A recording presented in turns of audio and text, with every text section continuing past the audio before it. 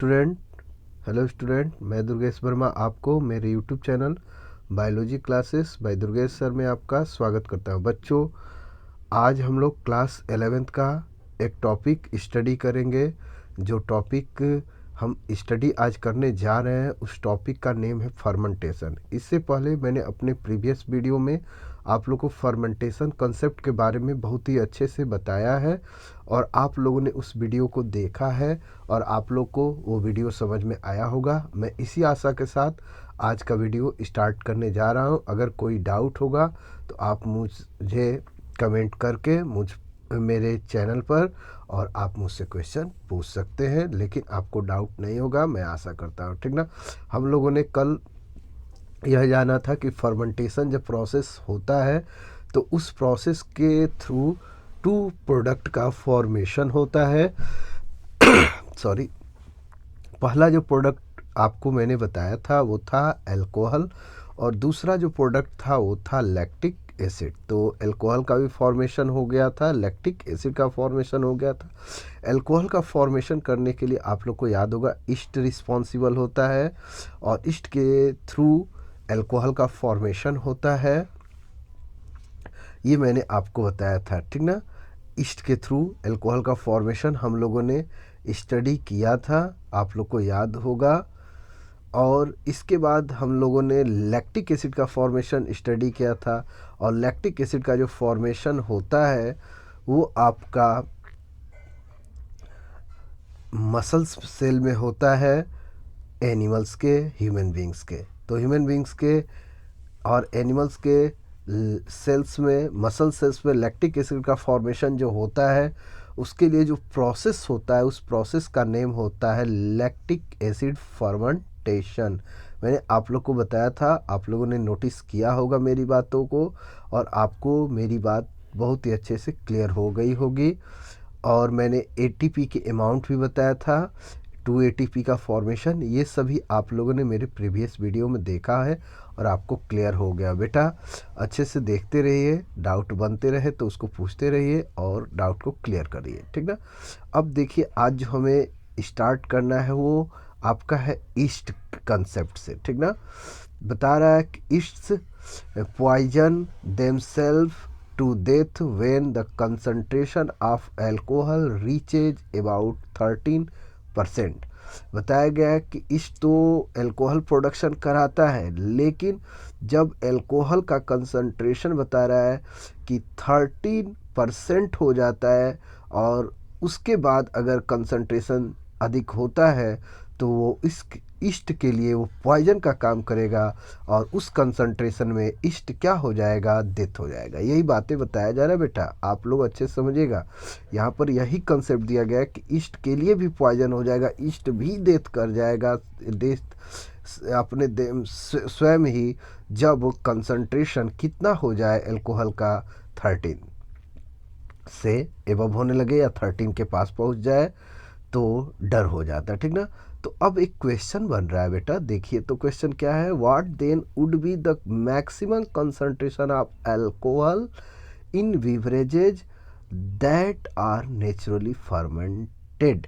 बता रहा है कि क्या कंसंट्रेशन होगा या होता होगा या क्या कंसंट्रेशन होता है जब alcoholic beverage, alcohol in beverage, alcoholic beverage का फॉर्मेशन होता है। Concentration of alcohol in beverage, beverage में जो एल्कोहल का कंसंट्रेशन होता है जब मैक्सिमम हो जाता है, दैट आर नेचुरली फर्मेंटेड है, जो नेचुरली फर्मेंटेड होते हैं उस फर्मेंटेशन से जो एल्कोहल का कंसंट्रेशन एल्कोहलिक बिवरेज में या उस बिवरेज में कितना होता है, जो बिवरेज प्रोड्यूस होता है नेचुरली फर्मेंटेड से। तो आप लोग याद रखना, इसका आंसर होगा 15 to 16%। याद रखना बेटा, नेचुरली जो फर्मेंटेड बिवरेज होते हैं उनमें एल्कोहल का कंसंट्रेशन जो होगा या होता है बेटा वो 15 to 16% होता है।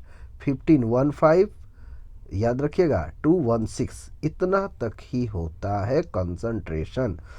अब आपका अगला क्वेश्चन पूछ रहा है कि how do you think alcoholic बिवरेजेज of alcohol content greater than this concentration और ऑप्टेन।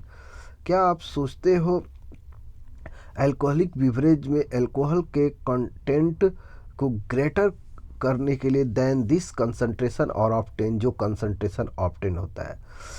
अगर यहाँ पर यही क्वेश्चन पूछ रहा है कि क्या आप सोचते हो या क्या आप सोचते हो कि अल्कोहल के कंसंट्रेशन को किस तरीके से बढ़ाया जा सकता है, कैसे बढ़ाया जा सकता है जो नेचुरली ऑब्टेन हुआ है उससे भी अधिक हो जाए। तो उसके लिए बेटा आता है एक प्रोसेस जिसका नाम होता है डिस्टिलेशन। याद रखिएगा, जैसे डिस्टिल वाटर प्रोड्यूस किया जाता है बेटा, उस तरह एक प्रोसेस होता है डिस्टिलेशन। डिस्टिलेशन में क्या होता है कि जो आपने अल्कोहल ऑब्टेन किया है नेचुरली फर्मेंटेटेड बिवरेज में जो अल्कोहल है, और उसमें अल्कोहल का कंसंट्रेशन अगर आपको बढ़ाना है तो डिस्टिलेशन करना पड़ेगा। अब डिस्टिलेशन में क्या होता है आप लोग को मैं बता दूं, तो सबसे पहले जो अल्कोहलिक बिवरेज होता है उसको हीट किया जाता है 90 टू 110 डिग्री सेंटीग्रेड या उससे अधिक उससे अधिक भी होता है बेटा, याद रखिएगा। जब उसको हीट किया जाता है तो उसका वेपोराइजेशन होता है, वेपर फॉर्म होते हैं। और वेपर में क्या होता है कि जो उस बिवरेज में जो वाटर होता है बेटा वो वेपराइज होकर लॉस हो जाता है, और इसके बाद मतलब वाटर का कंसंट्रेशन कम हो जाता है। जो अल्कोहल होता है उसको फिर कंडेंस कर दिया जाता है, वेपोराइज करने के बाद फिर कंडेंस कर दिया जाता है।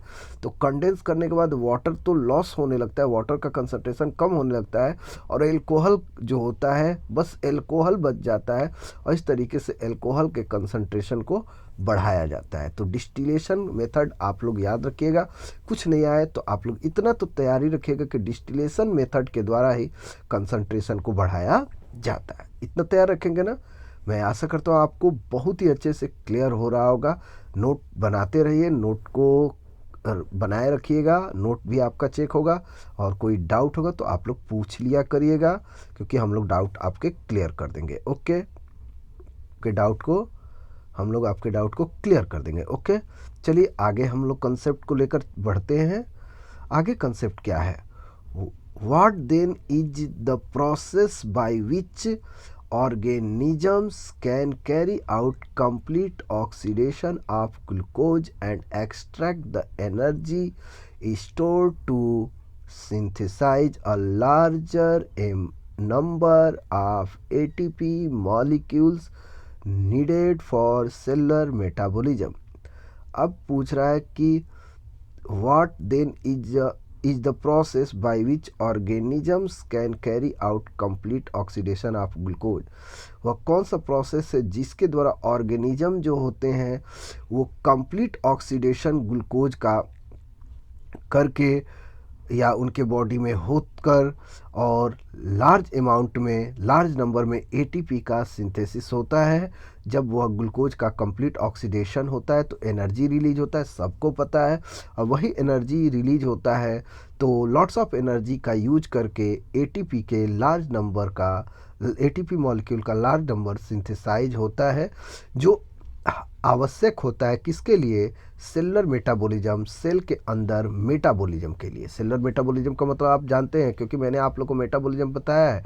मेटाबॉलिज्म का मतलब है सेल के अंदर होने वाली डिफरेंट केमिकल रिएक्शन, और डिफरेंट केमिकल रिएक्शन के लिए जो एनर्जी की नीड होती है, एटीपी की नीड होती है, वो लार्ज नंबर में किस तरीके से ऑब्टेन किया जा सकता है, और लार्ज एनर्जी को किस तरीके से ऑब्टेन किया जा सकता है, वह जिससे कि ग्लूकोज का कंप्लीट ऑक्सीडेशन हो। ये सभी बातें पूछी जा रही है कि ग्लूकोज के कंप्लीट ऑक्सीडेशन को किस तरीके से किया जाए कि ग्लूकोज का कंप्लीट ऑक्सीडेशन हो, लार्ज अमाउंट में एनर्जी एक्सट्रैक्ट हो, जो एनर्जी यूज हो सिंथेसाइज करने के लिए लार्ज नंबर में एटीपी मॉलिक्यूल्स को, जो सेलुलर मेटाबॉलिज्म में वर्क करें या आवश्यक होते हैं। ठीक ना। अब आगे देखिए बेटा, इन यूकैरियोट में these step takes place within mitochondria. यह जो स्टेप होता है इन यूकैरियोट्स में वो माइटोकॉन्ड्रिया में होता है, जहाँ रिक्वायर होती है ऑक्सीजन की। ठीक ना, जहाँ रिक्वायर किसकी होती है, ऑक्सीजन की। यह जो स्टेप है लार्ज अमाउंट में एनर्जी का एक्सट्रैक्ट होना, एटीपी का फॉर्मेशन होना, यह सब स्टेप कहाँ होता है, माइटोकॉन्ड्रिया में होता है। कहाँ पर होता है, माइटोकॉन्ड्रिया में। आगे देखिए, एरोबिक रिस्पिरेशन की बात अब कर रहे हैं हम लोगों ने। अभी क्या कौन सा रिस्पिरेशन कंप्लीट किया है, आप लोग को याद होगा, एनएरोबिक। अब हम लोग कौन सा रिस्पिरेशन स्टडी करेंगे, एरोबिक। चलिए इसको जाने। Aerobic respiration is the process that lead to a complete oxidation of organic substances in the presence of oxygen. Aerobic respiration process का संबंध जो होता है, उसका संबंध होता है कंप्लीट ऑक्सीडेशन से। किसके, ऑर्गेनिक सब्सटेंसेस के, और किसके प्रेजेंस में, ऑक्सीजन के प्रेजेंस में। आप लोग को याद रहेगा, ऑक्सीजन के प्रेजेंस में कंप्लीट ऑक्सीडेशन होना किसका, ऑर्गेनिक सब्सटेंसेस का, जिससे ऑक्सीजन जिससे एनर्जी का प्रोडक्शन हो, ये होता है किस प्रोसेस के द्वारा, एरोबिक। तो एरोबिक रिस्पिरेशन में क्या होता है, कंप्लीट ऑक्सीडेशन होता है ऑर्गेनिक सब्सटेंसेस का, और किसके प्रेजेंस में, ऑक्सीजन के प्रेजेंस में। और क्या रिलीज होता है, CO2, वाटर और लार्ज अमाउंट में एनर्जी जो प्रेजेंट होता है इन सबस्ट्रेट, जिस ऑर्गेनिक सबस्ट्रेट में जो प्रेजेंट होता है उससे, ठीक ना। This type of respiration is most common in higher organism. इस प्रकार का रिस्पिरेशन जो होता है मोस्ट कॉमन होता है किसमें, हायर ऑर्गेनिज्म में, जिसको हम लोग आगे के सेक्शन में स्टडी करेंगे, आपको मैं बताऊंगा। तो एरोबिक रिस्पिरेशन कब होता है, जब ऑक्सीजन का प्रेजेंस होता है, उसमें क्या होता है, कंप्लीट ऑक्सीडेशन होता है ऑर्गेनिक सब्सटेंसेस का। और जब कंप्लीट ऑक्सीडेशन होता है ऑर्गेनिक सब्सटेंसेस का, तो CO2 रिलीज होता है, वाटर रिलीज होता है, लार्ज अमाउंट में एनर्जी भी रिलीज होता है। और यह प्रोसेस जो होता है मोस्टली कॉमन होता है किस में, हायर ऑर्गेनिज्म में। यही बातें बताई गई है, मैं आशा करता हूँ आपको समझ में आ गया। आगे के वीडियो में मैं आप लोग को एरोबिक रिस्पिरेशन के बारे में बताऊंगा और क्लियर भी करूंगा कि क्या होता है एरोबिक रिस्पिरेशन। तो इस तरीके से जो भी मैंने बताया उसको अच्छे से स्टडी करिए, डाउट होगा तो पूछते रहिए। Okay, thank you.